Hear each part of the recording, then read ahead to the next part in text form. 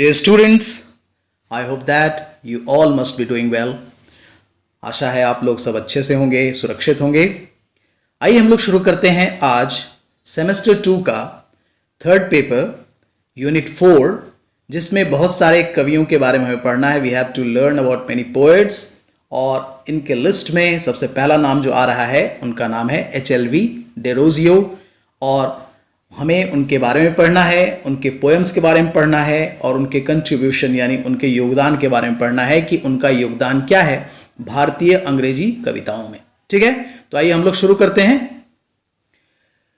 HLV Derozio का पूरा नाम जो है वो है हेनरी लुई विवियन डेरोजियो, जिनका जन्म कहाँ हुआ था सो पढ़ेंगे, और उनका इंट्रोडक्शन क्या है ये हम लोग जानेंगे। HLV Derozio was born in Calcutta in 1809 and died in 1831. उनका जन्म कैलकाटा में हुआ 1809 में और उनकी मृत्यु 1831 में हो गई। He is regarded as the father of Indian English poetry. उन्हें इंडियन इंग्लिश पोइट्री का फादर कहा जाता है। तो ये ऑब्जेक्टिव क्वेश्चन में पूछता है, इसलिए ऑलवेज टेक केयर। ठीक है, He was born of a Portuguese father and an Indian mother. उनका जन्म जो है एक पुर्तगाली पिता और एक भारतीय माँ से हुआ। He started his career at the age of 14 as a clerk in a firm. उन्होंने अपने करियर की शुरुआत 14 साल की उम्र में की एक फर्म में, but he was not interested in the job. लेकिन उन्हें इस जॉब में इंटरेस्ट नहीं था। So he became a teacher. So वो एक टीचर बन गए of English literature at Hindu College by the efforts of Dr. John Grant of Calcutta. Doctor John grant की मदद से वो हिंदू कॉलेज में एक लेक्चरर टीचर बन गए। He devoted himself in literature and composed several beautiful sonnets, lyrics and long poems. उन्होंने अपने आप को समर्पित कर दिया साहित्य के प्रति और कंपोज किया बहुत सारे सोनेट्स यानी 14 लाइन की कविताएं, लिरिक्स गीत एंड लॉन्ग पोएम्स लंबी कविताएं भी लिखी उन्होंने। His work, The Fakir of Jangira, has a Byronic touch. Lord Byron का नाम आप लोगों ने सुना होगा, ठीक है, ब्रिटिश पोएट। तो उनके इस लॉन्ग पोएम में एक कविताओं का संग्रह है द फकीर ऑफ जंगीरा, उसमें बायरनिक टच देखने को मिलता है। यानी बायरन जिस प्रकार के लिखते थे उसी प्रकार से इनके लेखन में वो सारी चीजें दिखाई पड़ती हैं। This work describes Nalini a Brahmin widow and her various ups and downs due to her bad destiny. इसमें उन्होंने दिखाया है कि नलिनी नाम की ब्राह्मण विडो है यानी विधवा है, जिसे बहुत सारी समस्याओं का सामना करना पड़ता है उसके दुर्भाग्य के कारण, और उसकी ज़िंदगी कैसे ख़राब हो जाती है इसके बारे में चर्चा की गई है। So this is all about Henry Louis Vivian Derozio. आप लुइस भी बोल सकते हैं, ठीक है। हिज मास्टरपीसेस, उन्होंने कौन कौन सी कविताएं लिखी। द फकीर ऑफ जंगीरा, जिसके बारे में अभी हमने डिस्कस किया, इसे लिखा गया 1828 में। माई नेटिव लैंड, उसी से लिया गया है। Song, the harp of India, a walk by moonlight. Poems, जिसे 1827 में लिखा गया। The song of Hindustani minstrel, 1827 में लिखा गया। Going into darkness. So these are his masterpieces, इनकी महत्वपूर्ण कविताएं हैं। आइए जानते हैं हम लोग पोएटिक इन्फ्लुएंस ऑन हिम, उनके ऊपर किनका किनका प्रभाव था और किनसे प्रभावित होकर क्या क्या उन्होंने लिखा। HLV Derozio was highly influenced by the romantic poets like Byron, Keats, Scott and Moore. ये सारे जो हैं वो ब्रिटिश पोएट्स हैं और रोमांटिक पोएट्स हैं, तो ये इन सारे कवियों से बहुत प्रभावित हुए। He was also greatly influenced by the patriotic and revolutionary poems of P.B. Shelley. वे पर्सी बाइस शेली के लेखन से बहुत प्रभावित हुए। वहाँ से उन्होंने देशभक्ति के बारे में और रेवोल्यूशनरी कविताओं के बारे में सीखा और लिखना शुरू किया। He was very fond of sonnets. Way 14 line की कविताएं यानी सोनेट्स के प्रति बहुत ही समर्पित थे, उन्हें बहुत शौक था लिखने का। His sonnets are very rich in both feeling and form, matter and manner. उनके जितने भी सोनेट्स हैं बहुत रिच हैं, उनमें फीलिंग्स हैं, उनका फॉर्म जो है, डिक्शन जो है वो शानदार है, उसमें मैटर जबरदस्त है और तरीका जो मैनर है उनका बहुत ही शानदार माना गया है। He was also a great lover of nature. साथ ही साथ वे नेचर के ही बहुत प्रेमी थे। He is most famous for his classic work, The Fakir of Jangira. वे बहुत ही प्रसिद्ध और पॉपुलर हुए उनके क्लासिक वर्क के लिए जिसका नाम है द फकीर ऑफ जंगीरा, राइट। ये ऑब्जेक्टिव क्वेश्चन में पूछ सकता है और पूछता ही है कि द फकीर ऑफ जंगीरा किसने लिखा है और कब लिखा गया है, तो आप वीडियो पीछे करके देख सकते हैं, राइट। आइए हम लोग जानते हैं उनके बहुत ही शानदार कविता के बारे में जिसका नाम है माय नेटिव लैंड, और एक सोनेट है जिसका नाम है पोएट्री। तो इन दोनों कविताओं के बारे में हम लोग जानते हैं। When we examine his poem my native land, जब माय नेटिव लैंड यानी भारत के बारे में उन्होंने लिखा है, माय नेटिव लैंड मतलब मेरी मातृभूमि। Here Derozio presents a very beautiful picture of both the past and the present of India. यहाँ पर भूत और वर्तमान, ये गुलामी के समय की स्थिति है, ठीक है। तो इसका पौराणिक इतिहास, इसकी सभ्यता, संस्कृति, ये सारी चीज़ों को डील करते हैं, और वर्तमान में भारत की क्या स्थिति है, कैसे यह गुलाम है, ये सारी चीज़ों को यहाँ उन्होंने डील किया है। ही शोज अ पैट्रियोटिक व्यू, उसमें उन्होंने अपना देशभक्ति दिखाया है। Here we have a stanza from the poem, Thy eagle pinion is chained down at last, and rolling in the lowly dust art thou. Thy minstrel hath no wrath to weave for thee, save the sad story of thy misery. Here he imagines India as an eagle. यहाँ वे भारत की कल्पना एक eagle से करते हैं, चील से करते हैं।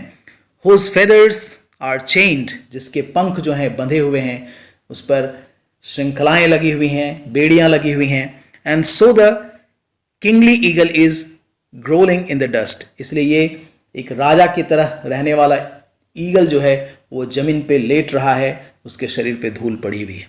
तो भारत की स्थिति उन्होंने दिखाने की कोशिश की है, कैसे भारत गुलामी की जंजीरों में बंधा हुआ है, ठीक है।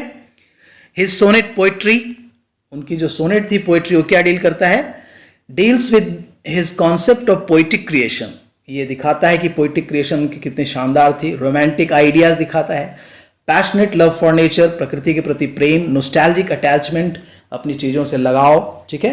टू द पास्ट ट्रेडिशन, किस चीज़ से नोस्टैल्जिक है वो, पास्ट ट्रेडिशन से, जो हमारे सभ्यताएं और संस्कृतियां हैं, एंड कस्टम्स, जो रीति रिवाज हैं।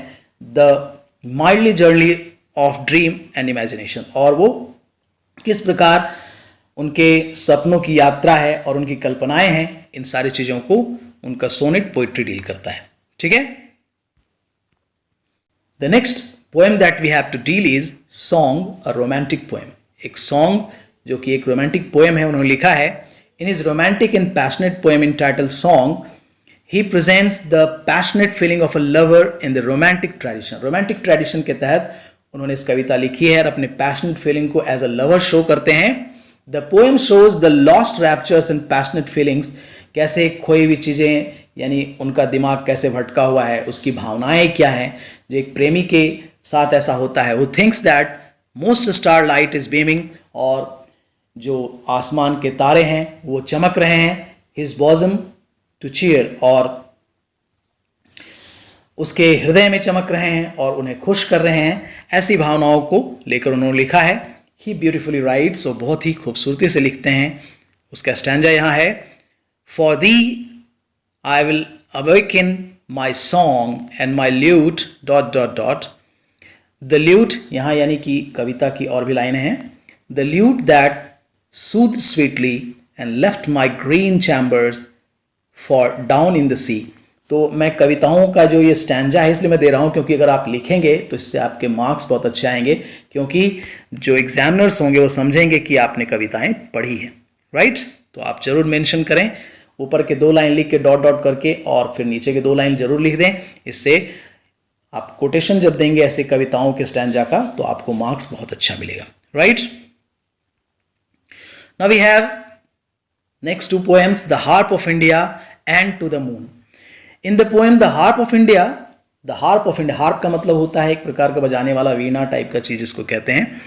He mourns for India's loss of freedom, वो यहाँ फिर से एक देशभक्ति की कविता लिखते हैं, कैसे भारत ने अपनी स्वतंत्रता खो दी है। In the hands of British, जो स्वतंत्रता है वो कहाँ चली गई, ब्रिटिश के हाथों में, भारत गुलाम है। And hopes it would regain its past glory, और वो आशा करते हैं कि फिर से भारत की स्थिति वही होगी, वह अपना गौरव वापस प्राप्त करेगा।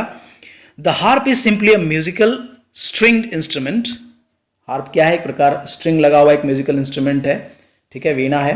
That Derozio uses to represents as India's loss of art and literature. और डेरोजियो जो है इसका यूज करते हैं आर्ट एंड लिटरेचर के लिए, हार्प का यूज जो किया है उन्होंने. द हार्प इज लेफ्ट अनप्लेड, क्योंकि यह हार्प जो है अभी तक बजाया नहीं गया है, छोड़ दिया गया है. Possibly because its string are broken, इसके जो तार हैं टूट गए हैं. ठीक है, तो ये तार टूट जाना मतलब क्या है? सभ्यता संस्कृति पीछे छूट गई है, गुलामी की जंजीरें हैं. Even when there is a breeze that touches the instrument, तब क्या होता है कि हल्की हवा आती है और इस इंस्ट्रूमेंट को टच करती है. इट हैज़ नो मोशन, लेकिन इसमें कोई गति नहीं आती. The ultimate use of an instrument is lost. इस प्रकार के जो अल्टीमेट इंस्ट्रूमेंट है भारत का, वो खो चुका है. There is no sound from it, इससे कोई आवाज़ नहीं आ रही है. इट टचेज अवर हार्ट, यह हमारे हृदय को छूता है. And shows his true concern for Motherland, और यह दिखाता है कि उनका कितना लगाव है भारत के प्रति, मातृभूमि के प्रति. तो भारत की तुलना एक हार्प से किया गया है, एक तारा जो बजाने वाला होता है, या जिसमें वीणा जैसा चीज आप कह सकते हैं, तो उसकी तुलना की गई है. कैसे? इस जब किसी ऐसे बजाने वाले यंत्र का जो तार है टूट जाता है तो कैसे कोई साउंड नहीं आता है, कैसे यह उदास हो जाता है, ऐसी स्थिति को दिखाकर भारत की तुलना उन्होंने की है. He is truly natural in his tone in his sonnet. उनके अगले कविता में जो सोनेट है उसमें क्या दिखाया उन्होंने? टू द मून में he shows the trials and tribulations of the earth which is beautifully reflected in the gloomy face of the moon. तो पृथ्वी के ऊपर जो भी दुख है वो चांद के चेहरे से दिखाई पड़ रहा है, ऐसी तुलना उन्होंने की है. The poet seems to represent himself as the embodiment of misfortune and misunderstanding while the moon stands for hope. और वे अपनी तुलना दुर्भाग्य के रूप में और मिसअंडरस्टैंडिंग के रूप में करते हैं, और चांद की तुलना एक आशा के रूप में करते हैं, और चांद की तरफ देखकर टू द मून यह सोनेट उन्होंने लिखा है. तो बहुत ज़्यादा डील नहीं करना है आपको, छोटी छोटी चीज़ों को आपको रख देना है ताकि हम उनके बारे में जान सकें कि उनका टेक्सचर क्या था, किस तरह की कविताएं वे लिखते थे. Right now let us find out his key of writing. What were the features, क्या फीचर्स थे उनके राइटिंग के. Derozio as an Indian English poet who is truly a son of the soil. Derozio को भारत की मिट्टी का बेटा कहा जा सकता है. वो truly son of the soil हैं. He is also a pioneer in the use of Indian myth and legend. उन्हें प्रणेता माना जाता है भारतीय परंपराओं, पौराणिक कथाओं के चीज़ों को लेकर लिखने में, इमेजरी को लेकर लिखने में, डिक्शन को लेकर लिखने में. दो ही ऑल्सो एम्प्लॉयज एल्यूजन्स, उन्होंने एल्यूजन्स का भी यूज़ किया है, वेस्टर्न क्लासिकल मीथ्स का यूज़ किया है, बहुत ही इक्वल कॉम्पिटेंस के साथ. ऐसा लगता है कि उन्होंने महारत हासिल की हुई सब चीज़ों में. हाईएस्ट हिमालय उनकी कविता है. ठीक है, चंद्रास बीम्स द एक्लिप्स से लिया गया है, यानी ग्रहण कहते हैं जिसे हम लोग. Sweet sitar song of the Hindustani minstrel जो बुक है उसमें से लिया गया है इसको, etcetera. Are true examples of all, ये सारे एग्जाम्पल्स हैं, सच्चे एग्जाम्पल्स हैं उनके की ऑफ राइटिंग का. What do we get in conclusion, क्या हमें मिलता है निष्कर्ष में?